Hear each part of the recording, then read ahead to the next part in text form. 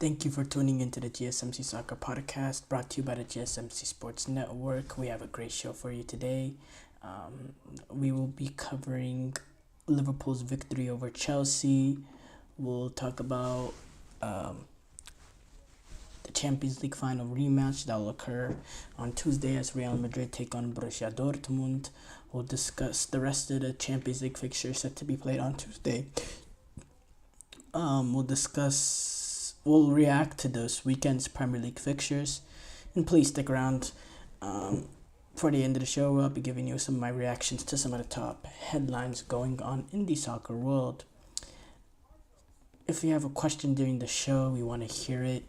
Your input is a big part of what makes this show great, and we thrive on your energy and insights. Whether it's a quick comment, a thoughtful question, or an opinion you just have to share, don't hesitate to drop it in the chat. Now, if you want to make absolutely sure your message stands out and gets featured on the show, there's an easy way to do that. Use the super chat feature. Just click the $sign at the bottom of the chat box to send in your super chat. This guarantees that your message gets on the air, and it's also a fantastic way to support our channel.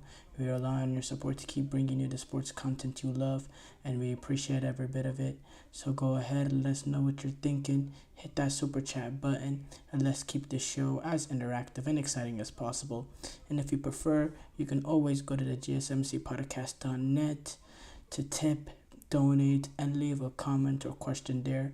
We couldn't do what we do without your amazing support, and we're so thankful to have you as part of our community. We have to start off with Liverpool victory over Chelsea. Liverpool get a 2-1 victory over Chelsea. Goals coming from Mohamed Salah from the penalty mark in the 29th minute. Then Nicholas Jackson equalizing 48th minute, getting in behind that Liverpool's defense, but shortly followed by Curtis Jones' goal in the 51st minute that ended up being the winner essentially. There's different elements to this game. I think this game was overall a really good game. Really good game to watch. I thought both teams went for it.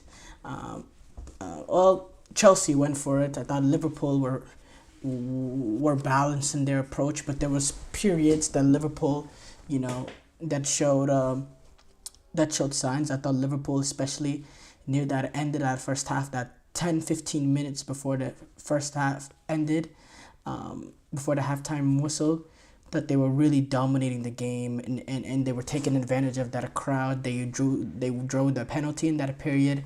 They had a few more opportunities that they could have, that the referee could have given them a potential second penalty. In fact, one was whistled originally, but VAR came in. And Liverpool, they were playing that game in Chelsea's half for that period, and they really dominated and had a good level of sustained pressure for that period. But other than that, I do have to say, I thought Chelsea overall controlled the game, and they had a very, very solid and composed, in my opinion, composed performance. And they despite their determination and their effort, Liverpool was able to squeak out the 2-1 win, narrow 2-1 win. But I do have to say, I think Chelsea, if you're a Chelsea fan, if you're, Enzo Maresca, or you're this, you're, a player on this Chelsea team, I think you're coming out of this game more confident with the belief we can compete with the best of the best. We can go away in the, in one of the hardest atmospheres to play in Europe, let alone the Premier League, and we can compete, and we've proven that we can have composure in these moments. And in my opinion, you told me this before the season started, I did not think the development of Chelsea will get to where it is today, where we are today, this fast. Did not believe it. If you told me 2 months ago that Chelsea would have come into Liverpool and they would control the game and they would be they would, put Liverpool, especially in that second half, on the back foot and They made Liverpool the team that looked like, you know, that they were pragmatic at Anfield. I would have never believed it. I would not have believed it. I thought Enzo Maresca. I think what Enzo Maresca has done with this Chelsea team, he has them playing with the belief. They have a tactical approach on how they want to go about it, and obviously there are still some weaknesses. Nicholas Jackson, he got on the score sheet, but I don't think he is the number 9 for a Chelsea team. The way this Chelsea team is looking right now, this is looking like a team that is going to try to compete next season for potential a trophy or two. Right? That's what I'm thinking now with the way that they've started off this season and some of the performances we've seen. But in my opinion, I think Nicholas Jackson is not quite at that level. That'd be obviously Robert Sanchez as well. The goalkeeping, the striking position is something that is still an issue with this Chelsea team. But overall, I think the other negative performance or negative you would have to take from this Chelsea game would be Cole Palmer's performance. Now, Cole Palmer, he is, we know what he is, and he's been such a, great player for Chelsea since he came in. But he does have games here and there where he doesn't get involved at all, and you forget the fact that he's playing. And in this sort of game, in this atmosphere, going up against Liverpool at Anfield, being down late, you need your magic man to be able to come out with a moment of magic or to do something. He barely got on the ball in dangerous areas. He was nowhere to be seen. He was almost moaning around, going through the motions. And Cole Palmer is a type of player where he doesn't get involved. If he's not involved through plenty of the game, it kind of affects, at least based on what you see from his body language, it looks really, really poor.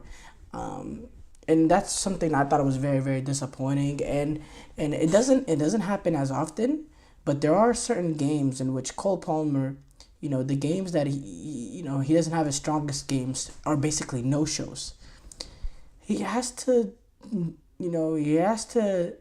develop this sort of consistency, and even in games that is not the best of games, he's still able to produce that one or two moments that can completely change the game.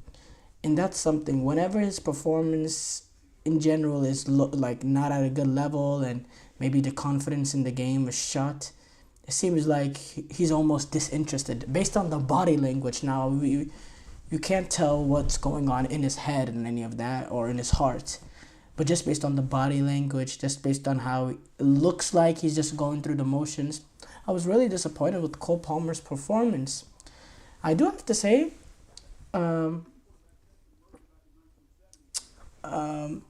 Chelsea, they had issues as well with fullbacks, with injuries. Malo Gusto, he was slotted in at left back after returning for injury, and Cucurella missing the game due to suspension, which allowed Reece James to get his position back at right back, which I'm a little surprised that Reece James started this game. He hasn't played football in 7 million years, and he started a game going away to Anfield. I thought there was an opportunity for Enzo Maresca to ease him in, and look, I thought Reece James overall played a solid game. When you take in the fact that it is his first game back from injury, didn't get much involved in terms of attacking play. I do have to say, I thought he neutralized Cody Gakpo. I expected Cody Gakpo playing on the left-hand side, going up against Reece James that hasn't played football in, however long. That would be an emphasis for how Liverpool wanted to get at this Chelsea back line. But I was underwhelmed with Cody Gakpo. I didn't think he took on, Reece James enough one-on-one. We know what Cody Gakpo could be taking on players one-on-one, cutting in onto his favorite right foot. We didn't see much of that. I thought Reece James did a really solid job there. he did play on Curtis Jones on that second goal, which is some cohesion issues with the back line.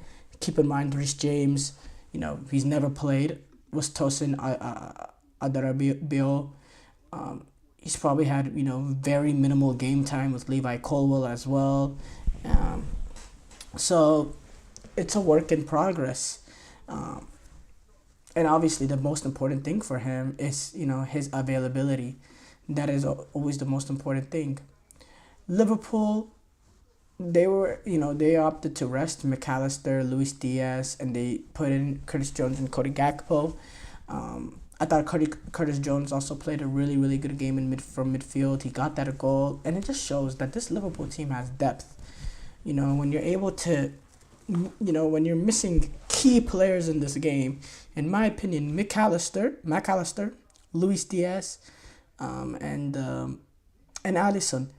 These are huge, huge, huge key players for this team, and Liverpool were able to, still get the result. It shows the depth of them. And also the thing with Liverpool that I was also impressed with, in my opinion, now playing this game at Anfield and not dominating and not playing Chelsea out. Yes, is not what we expect, especially what we've seen from years past with Jurgen Klopp. But I think in certain title races or in certain moments, the way that Liverpool under Jurgen Klopp, have a strict way of going about it, that heavy metal football, that 99 miles per hour, no matter what sort of football, I think in certain moments that could get you, in trouble and potentially caught out in certain moments. We see how City, they've had this domination, I believe 5 Premier Leagues in the last 6 years. But collectively, I don't know. No, let me not speak for everyone, but at least for me, they're very boring to watch because of how safe they are.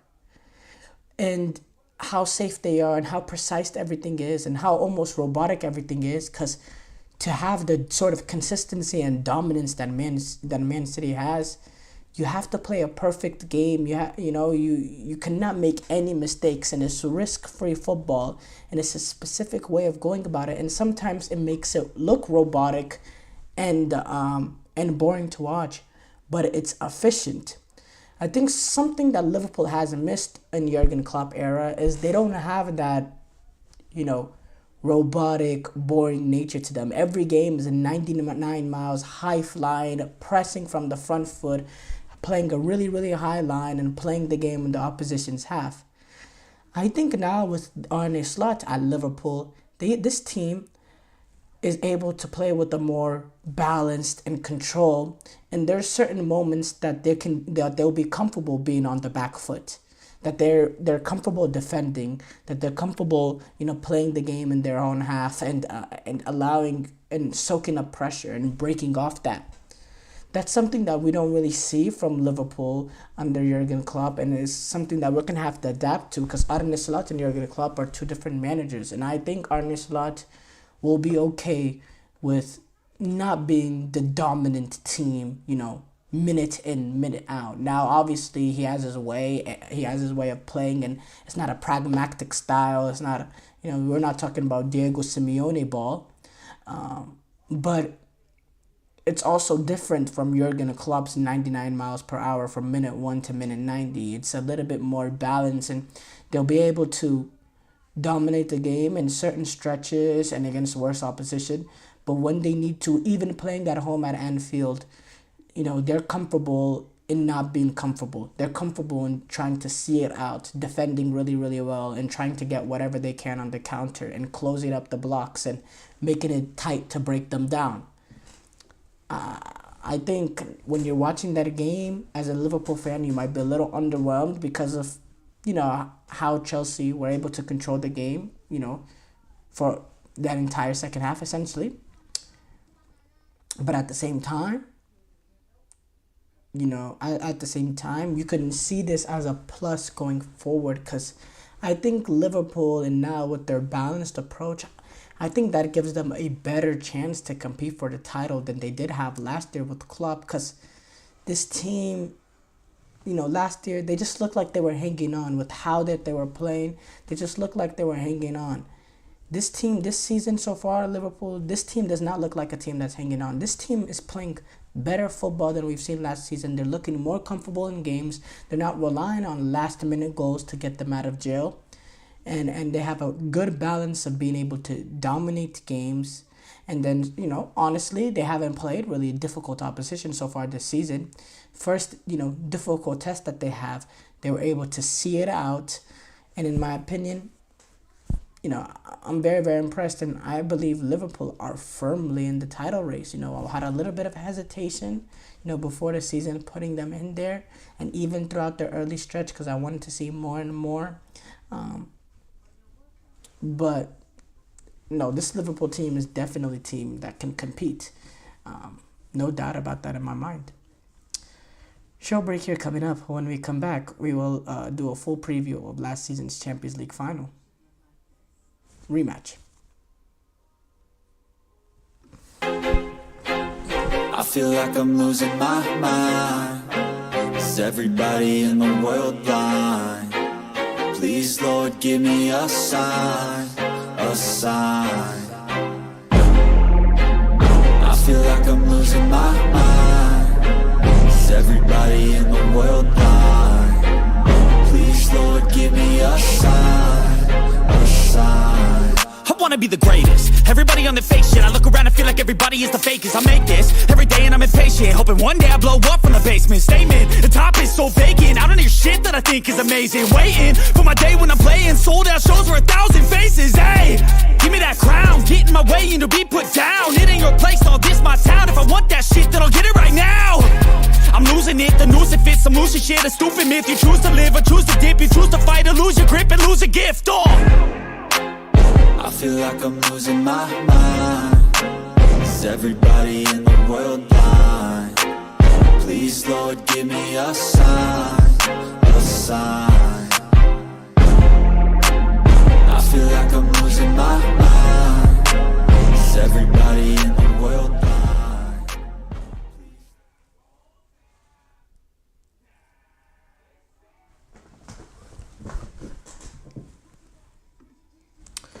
Before the break, we discussed Liverpool's victory over Chelsea.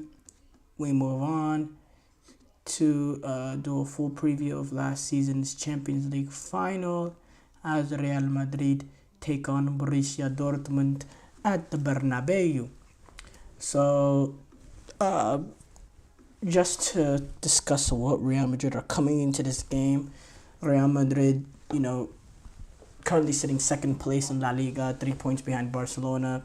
Unbeaten so far, 7 wins in 10 games, 7 wins, 3 draws. Have a good defense, only conceded 7 goals. Scored 21, which is also pretty solid. Now, different team from what we've seen last season, Real Madrid. In that now Mbappe is in, and it's a little bit of a transition, easing him into that front three.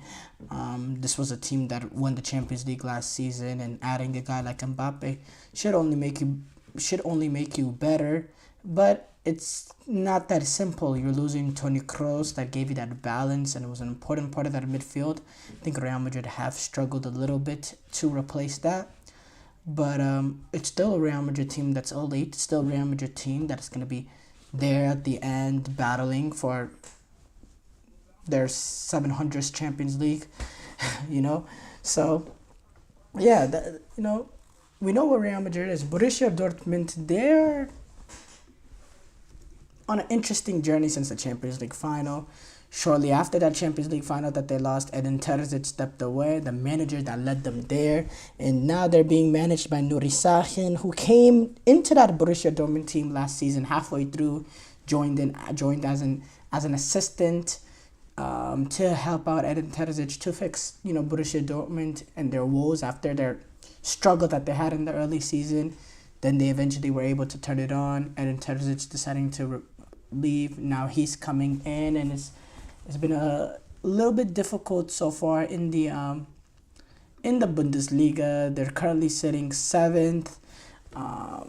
They were they got the win this past weekend over St. Pauli, but they've already suffered defeats against Union Berlin and Stuttgart, which they lost really bad, 5-1. And their away form has been pretty horrendous going back to the end of last season. That 5-1 loss that they suffered to Stuttgart, it came away. Their other loss that they suffered this season was to Union Berlin, where they lost 2-1. They did get an away win against Club Brugge in the Champions League, but that's that's weaker opposition. Now you're playing Real Madrid at the Bernabeu. That's a completely different scenario there. As far as these teams in their Champions League form, Real Madrid are coming in with that loss that they suffered to Lille. So they've split their 2 games, 1 win, 1 loss. They won their opening game. I believe they beat. It's mistaken me it's escaping my mind. Who did they beat? Who did they beat in their opening game? Was it Salzburg, I believe? No, it was Stuttgart. They beat Stuttgart 3-1. Endrick, he got off the mark in the Champions League in that game. And then they suffered that really bad loss to Lille. So they want to bounce back. They don't want to find themselves only with 1 win after 3 games. They want to bounce back at home at the Bernabeu, going against Dortmund, a big game. And that, as far as Borussia Dortmund, so far they've started off marvelously. Couldn't have gone any better in terms of them in the Champions League. 2 wins from 2. They've scored 10 goals. They've only conceded 1. They're currently sitting top in the 36-team league, but obviously that's sitting top after 2 games really doesn't mean nothing, especially when you have a 7-1 win. Kind of is the reason with the goal differential. But yeah, that 7-1 win that they got over Celtic, really dominant win. They also beat Club Brugge away to open up their campaign 3-0. In that, Dortmund game that they defeated Celtic, though, the big player in that game that really dominated with his pace, with his verticality, is Karim Adeyemi.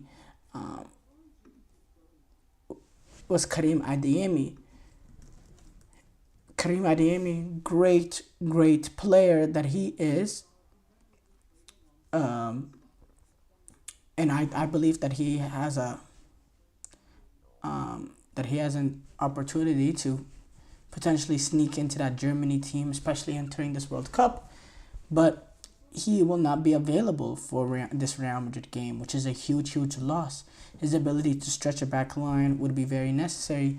You compound that with Borussia Dortmund's poor form away, it does make it a little bit of a difficult outfit for Borussia Dortmund to go into the Bernabeu and get some points. Now the thing that does that is with Borussia Dortmund is Real Madrid's form. Haven't been that elite team that we expect of Real Madrid this season. They haven't really dominated games as we expected. They don't create as much opportunities as I expected. And the attack looks a little bit stagnant in certain periods, a little lifeless, a little lack of energy. They don't move the ball as quickly as you expect them to. I think midfield, they don't control the game like they did with Toni Kroos.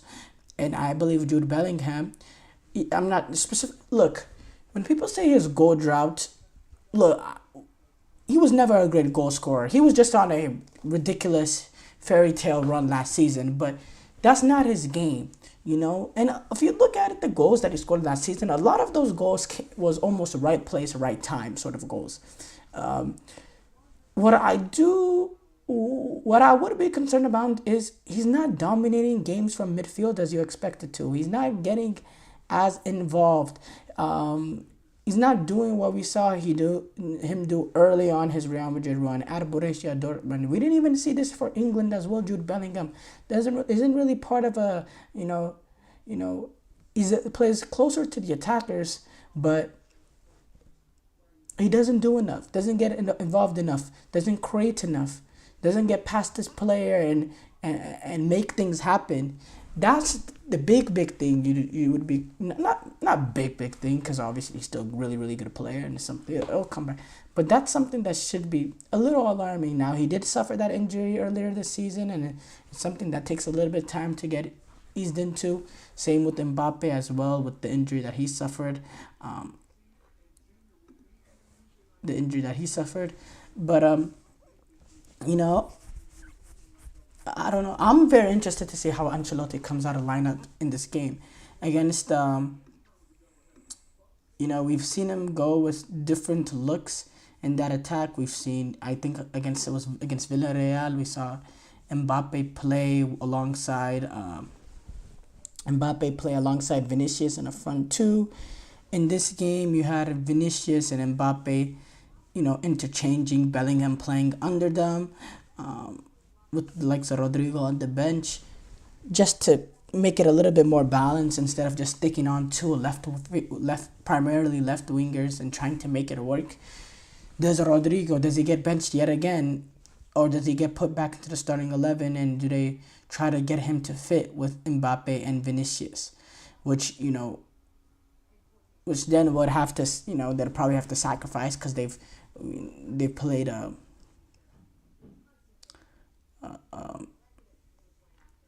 they'd have to sacrifice a midfielder, because they played Tchouameni, Camavinga, Valverde,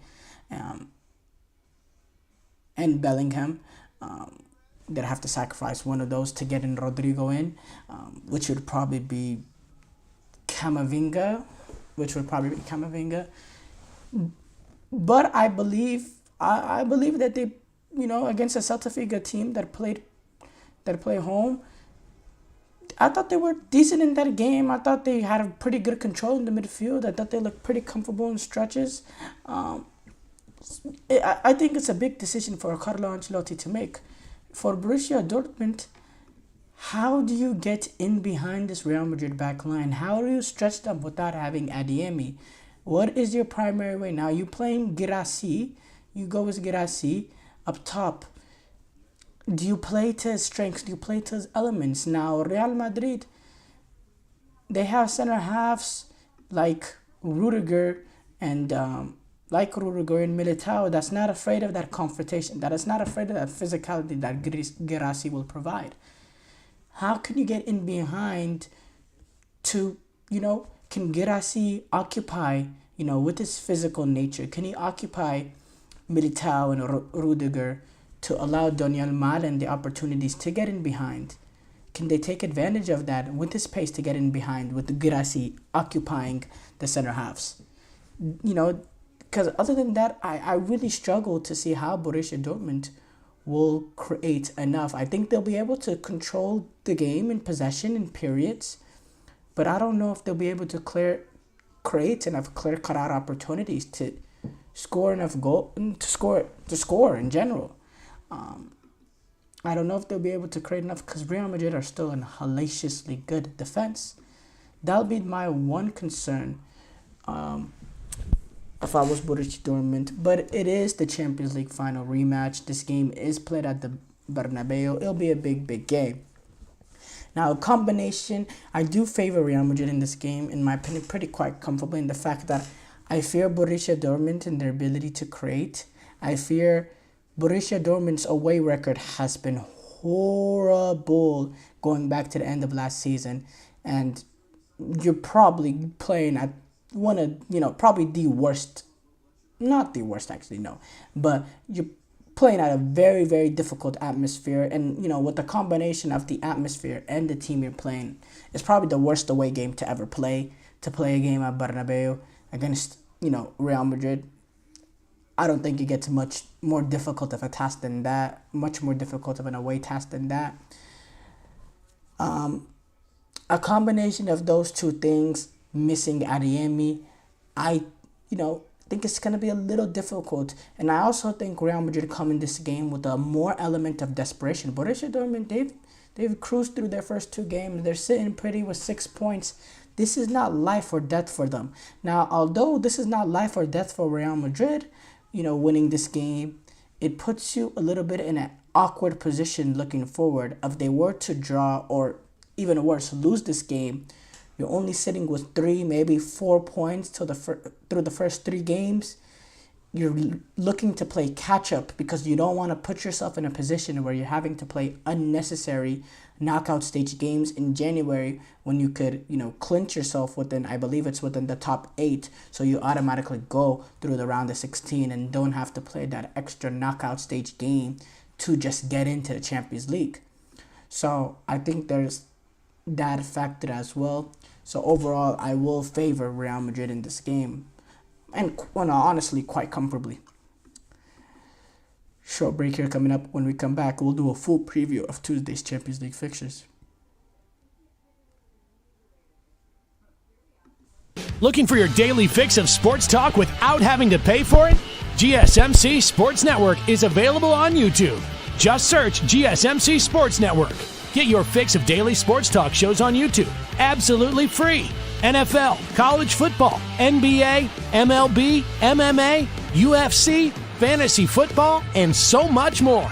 GSMC Sports Network has shows running all day long, with new sports shows starting every 2 hours. Just like on your favorite cable sports channel, except GSMC Sports Network is absolutely free. Just search GSMC Sports Network on YouTube to catch one of your new favorite shows, like the GSMC College Football Podcast, Chip Shot Football Podcast, Hoops and Heels Women's Sports Podcast, GSMC Basketball Podcast, and so many more. Check it out for yourself. GSMC Sports Network, now available on YouTube absolutely free. Search GSMC Sports Network on YouTube right now.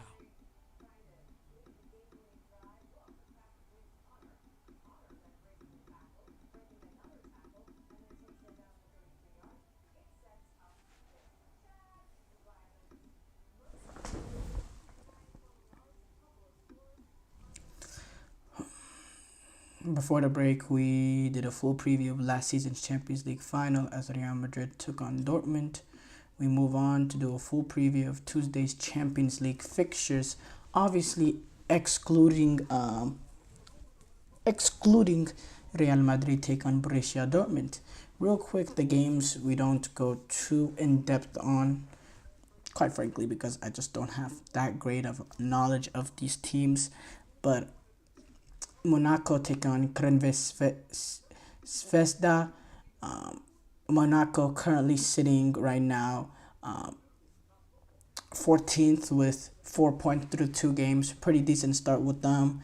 Crvena Zvezda, currently sitting, tied for last with a bunch of teams with no points through the first 2 games. I think Monaco is the better team, and sitting with 4 points through 2 games of Monaco could just take, can get the job done against Crvena Zvezda, which is more than very doable game for them. They'd be sitting pretty, 7 points through the first 3 games. That'll put them in really, really good position going forward to get out of the knockout, get out of the group stages for Monaco.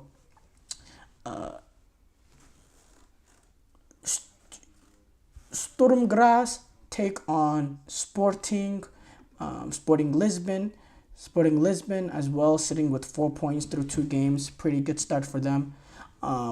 Sturm Graz sitting last as well.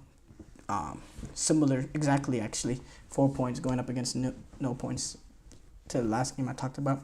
Same situation for Sporting Lisbon. They get this win in a very doable game. They're sitting on 7 points through 3 games and put themselves in a good, position to be in looking forward. As well, Girona take on Slovan Bratislava. Girona taking on Slovan Bratislava. Girona being that fairy tale, getting out of the, making it a top 4 out of La Liga. They got a must-win game now going up against Slovan Bratislava. It doesn't get much easier than Slovan Bratislava, who are also sitting on 0 points. This is a Girona team. Their depth is getting tested in the fact that they're playing Champions League football.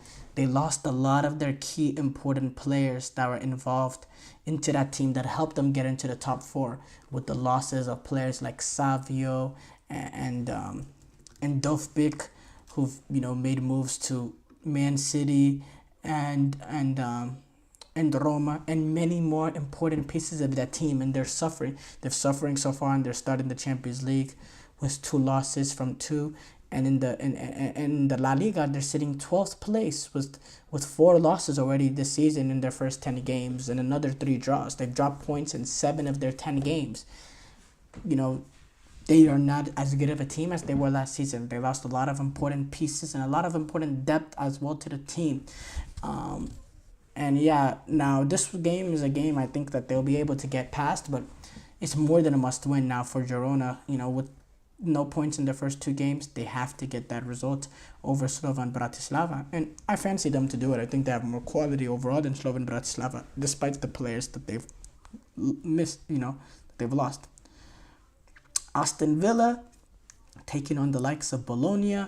Aston Villa, great start to their Champions League campaign. Aston Villa, been so impressed with them in how they looked in their opening game against Young Boys, which it's not a that's an easy team to play. Yes, in theory in the Champions League we saw what Barcelona did to them, but going away to Switzerland with a team in Aston Villa that don't have any experience really, you look at that squad, not many players has even heard the Champions League anthem. A very, very Champions League inexperienced team and a club that's inexperienced in playing the Champions League, which does play a factor.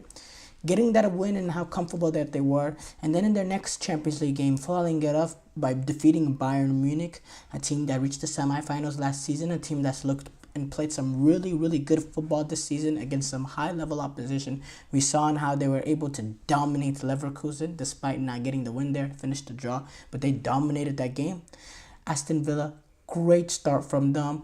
Now you take on a Bologna team that is sitting with only a point in the first 2 games, suffering a little bit of that Girona, them also sitting in 12th place. Problem with them though is they've only lost 1 game, but they've drawn 6 games. They've lost Xerxes, which is also an important part of that team. They lost the likes of Calafiori. We know he was a stable part of that back line for Bologna. And then on top of that, they lost their manager, Thiago Motta, that, probably the biggest loss that they suffered.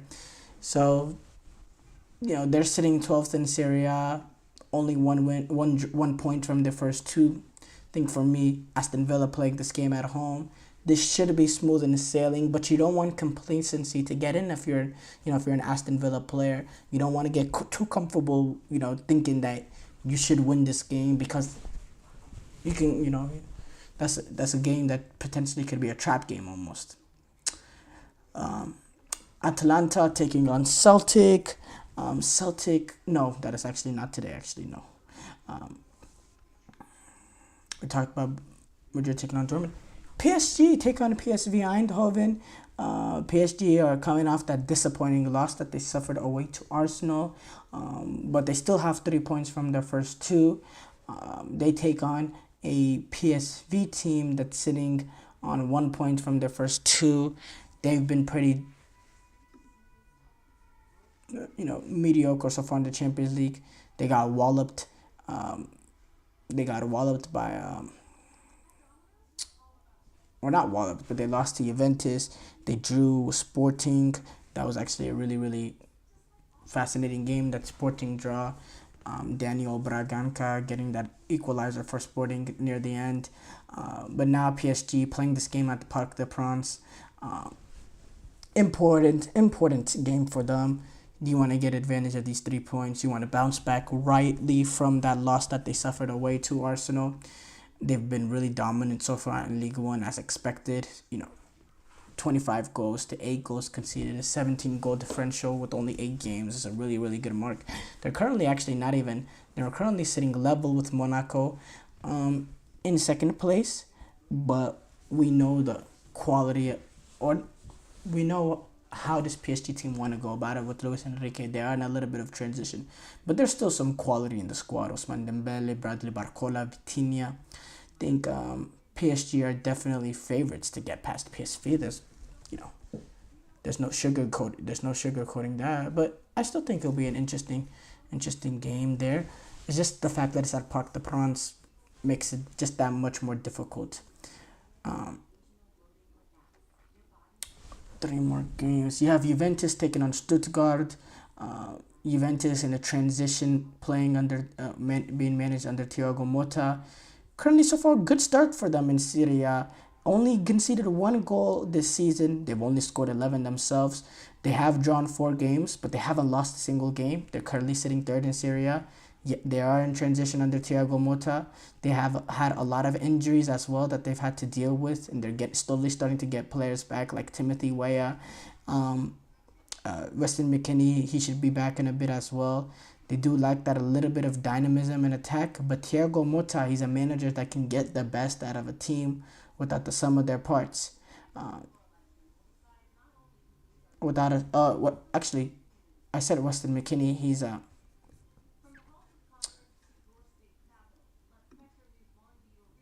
I said Weston McKennie. Yeah, he was not. He's not. He wasn't back. But he'll be making a. He could be back pretty soon, and he could be starting at Stuttgart. I think at Juventus, this team is only gonna continue and get better. I think they're being managed by Thiago Motta was a good pickup for them, and they get to play this game against Stuttgart at home. They're currently sitting with 2 wins from 2 in the Champions League, which is a good start from them. At the same time, Stuttgart, they got into Champions League after a good campaign last season in the Bundesliga. They're currently sitting only with 1 point from these first 2 games. So the form is definitely there with Juventus. In the Bundesliga, Stuttgart are currently sitting 10th place and only have 2 wins from the first 7. I fancy Juventus and this one to pull it off, and pull it off quite comfortably in the fact that they're playing this game at the Allianz Arena. You have Milan taking on Club Brugge. We know what happened with AC Milan before with was the whole penalty kick gate incident that happened, and Tammy Abraham, Fikayo Tomori, and Tammy Abraham, they were actually not in the starting 11 for AC Milan this weekend. They were both benched.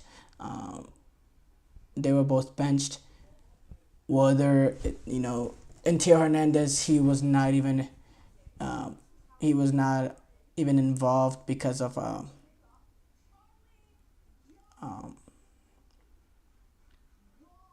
he was not even involved in the squad.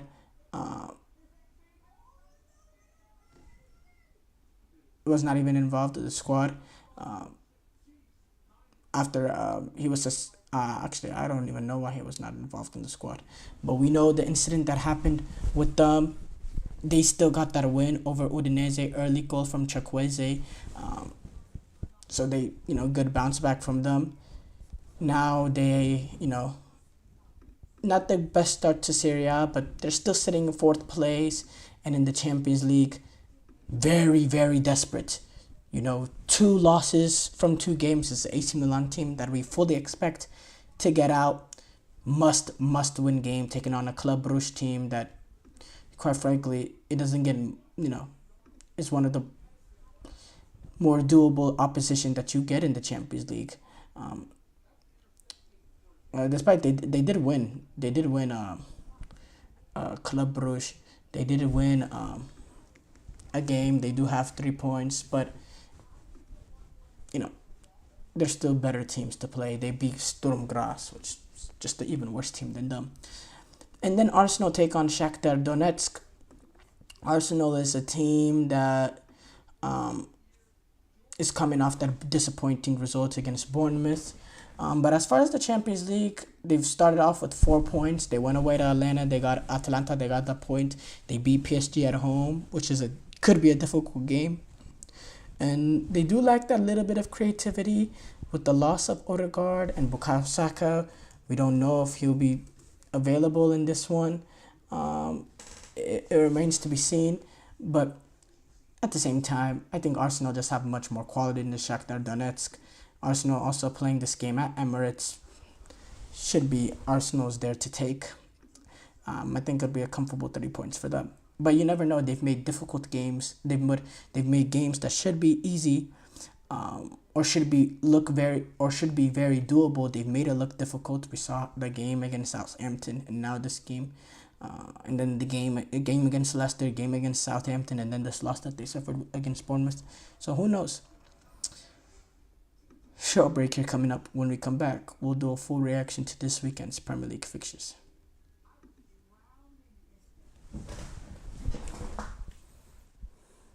For the best and latest podcasts available anywhere, go to the podcast app on your cell phone and type in GSMC to access free content-rich podcasts on health and wellness, book reviews, sports, entertainment, relationships, social media, movies, technology, finance, and even weird news. Subscribe and download the GSMC Podcast Network's family of shows, available everywhere podcasts are found.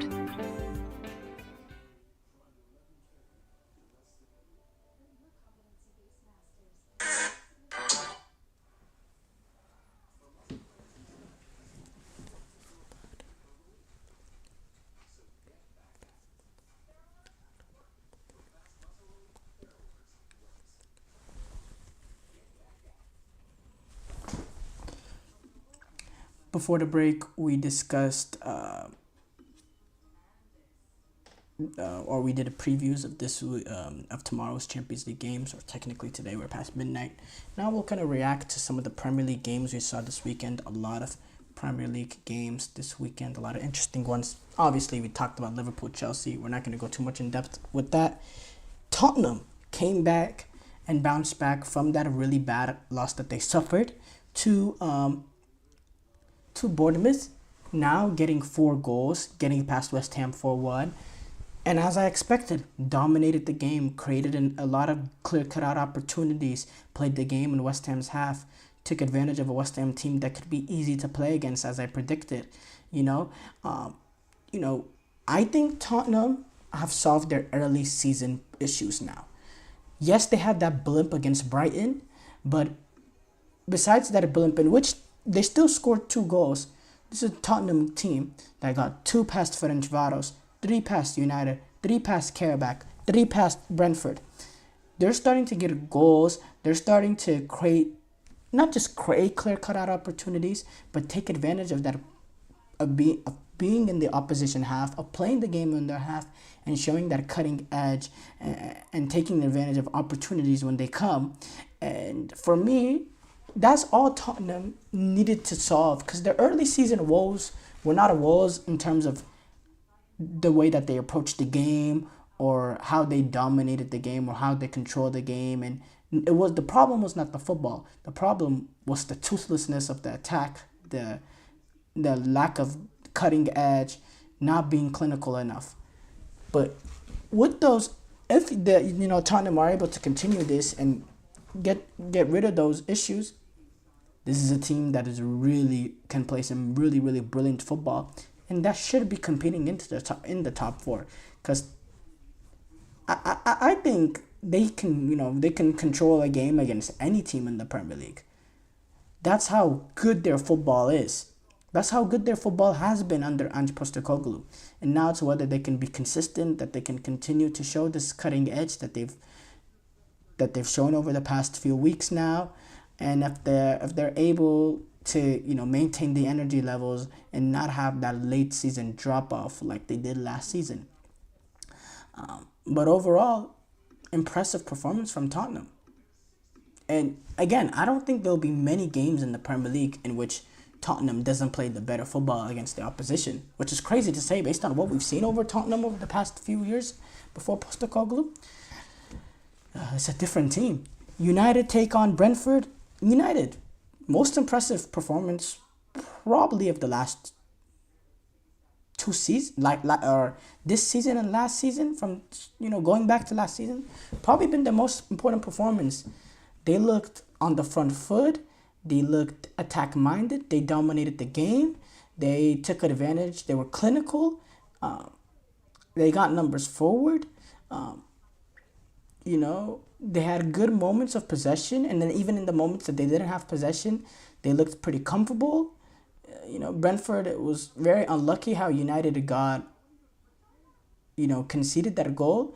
to Brentford, but then the bounce back, and also conceding that goal, despite how Man United played that first half, and conceding that goal, that later on, those are the sort of goals that can kill a team. And I thought, wow, with the way United have been recently, with the performances we've seen them, the way that they played in that first half, I thought they were much better. And to go down 1-0 with a late first half goal, I thought, this United team is about to lay an egg in this second half, because I thought that was a huge potential psychological breakdown that they could have gone on as a team. But they bounced back and continued to fight, and immediately got that follow-up, which I thought it was really, really huge, because I thought it shifted the momentum back to United, got Old Trafford back into it. Højlund got on the score sheet 2-1, and they looked comfortable from there. Brentford never really looked like threatening. Impressive performance from Manchester United. Very, very impressed. Aston Villa, 3-1 win over Fulham. As I expected, I thought Villa, this was a professional performance from a professional team. Fulham is not a walk in the park, especially when you go down at Craven Cottage, down 1-0 after 5 minutes. Could be a difficult outfit. But Aston Villa, just a professional performance by a professional team, and they've been that ever since Unai Emery got to the club. Brighton, 1-0 win over Newcastle. It's official, Eddie Howe will remain as a Newcastle manager. There's no going to England. I thought Newcastle had periods of good play in this one. I do have to say, I was interested to see. I thought this was a good measuring stick for Newcastle, because there's a little bit of a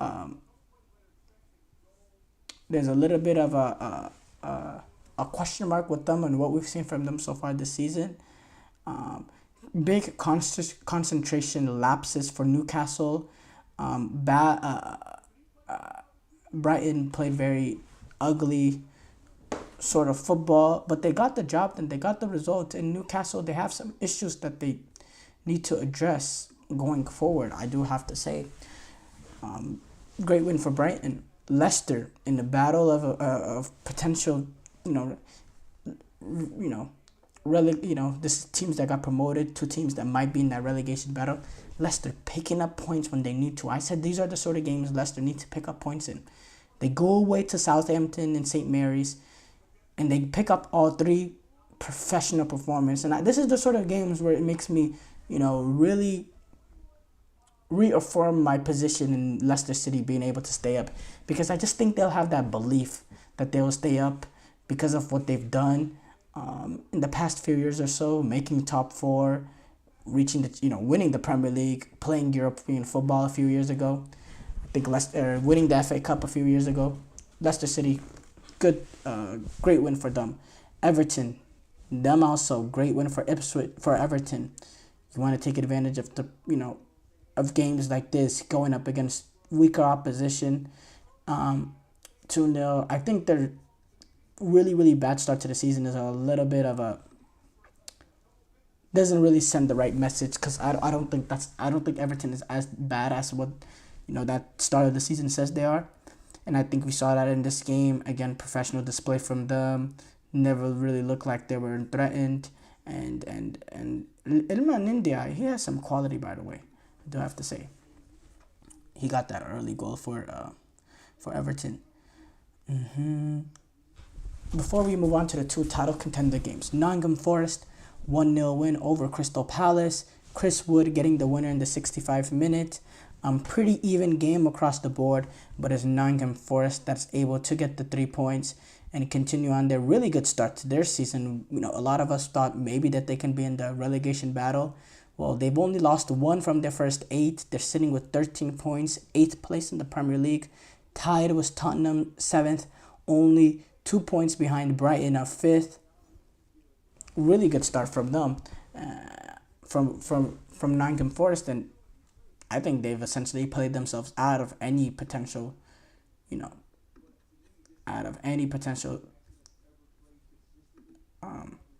relegation battle that they can be in. Being managed by Nuno Espirito Santos, professional team, professional display. And in my opinion, I think he's a really, really good manager. We know what he did at Wolves, at Tottenham. nobody succeeds at Tottenham. But yeah, good for Nottingham Forest. Okay, where do we start off? With Arsenal? Okay, let's start off with Arsenal. Again, Arsenal, another game that they go down to 10 men. This time it's denying an obvious goal scoring opportunity. William Saliba taking down Evanilson when he was through on goal. Now, in my opinion, it's a difficult one, but Evanilson, he's through on goal from the middle of the pitch. It's 40 yards away, which is that an obvious goal scoring opportunity. Evanilson still has to do a lot. He has to beat his man with the dribble. He has to remain composed. But at the end of the day, he's probably getting a shot off one-on-one. And in that situation, it's a difficult one. But Saliba, you cannot give the referee an opportunity to give a red in that moment. And he did that. It's a split-second decision. It's a little hard. I have sympathy for Saliba, and it's a player that hasn't shown history of making these sort of mistakes. So it's someone I'm willing to give a pass on. But yeah, that's a difficult split-second decision, and Saliba just panicked a little bit, took him down, red card, completely changes the game, completely changes how Arsenal go about it with a red card. They're having, Mikel Arteta having to shift sub players off, bring on players, having to sub out players that he brought on because of how frantic it got. And yeah, Bournemouth, it seemed like as the game went, kept going on and on, it seemed like if anybody was going to get the winner, it was Bournemouth. They got the 2 goals from Ryan Christie, the Scottish international, and then Clivert with the penalty in the 79th minute.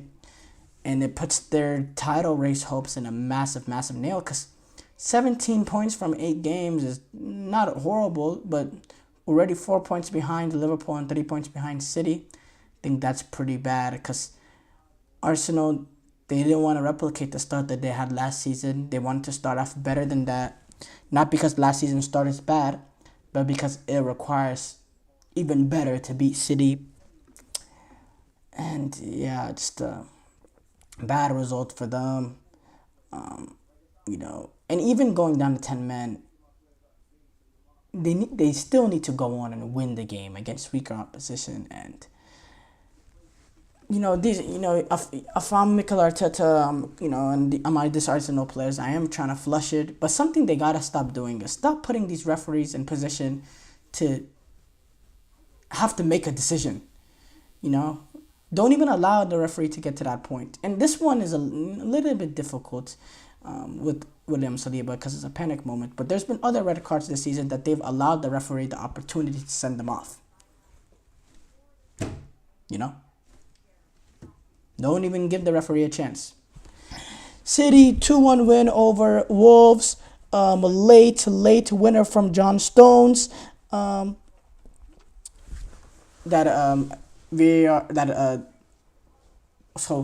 it's a weird. So the goal initially, so the goal happened. They're celebrating. Eventually, the referee whistles offsides. Like 10-15 seconds later, after the goal happened. Then VAR comes to intervene and announces a goal. That was a weird thing, because I thought VAR was originally the ones that whistled it offside with semi-automated auto review. But then they went on with VAR to, I guess, do another review, and this time check whether or not Bernardo Silva was actually interfering with play. Because he was offsides, but there's whether he was interfering with the goalkeeper. Initially, I thought he was, because Jose Sa sort of does initial gets pushed out of the way, and then the header came. But if you're looking at it, before John Stones gets his head on the ball, Jose Sa has a clear, ability to look at the ball. Nothing is in his way. I think eventually they got the decision right. Wolves, I talked about how open that they've been. They decided to close up shop a little bit, only with 20% possession, didn't create much enough going forward. They had that early goal from Strand Larsen, which maybe, gave them that out to go a little bit more defensive because of how open they've been. Guardiola, amazing goal in the 33rd minute. And Wolves, they've conceded a lot of goals by being open and giving up a lot of space. But they've also conceded a ridiculous amount of set-piece goals. And it's this time another one that gets them done again. And, they're sitting, 20th with 7 losses from 8 games and only 1 point through the first 8. They really need to get their act together because, they don't want to find themselves in a position where they might get relegated. Thank you guys for tuning in to the GSMC Soccer Podcast presented by the GSMC Sports Network. Your support means a lot to us, so please remember to subscribe to the show and leave a positive review. It really does make a difference. We also invite you to follow us on Facebook, Twitter, TikTok, and Instagram for more content and updates. Thank you once again and have a wonderful, wonderful day.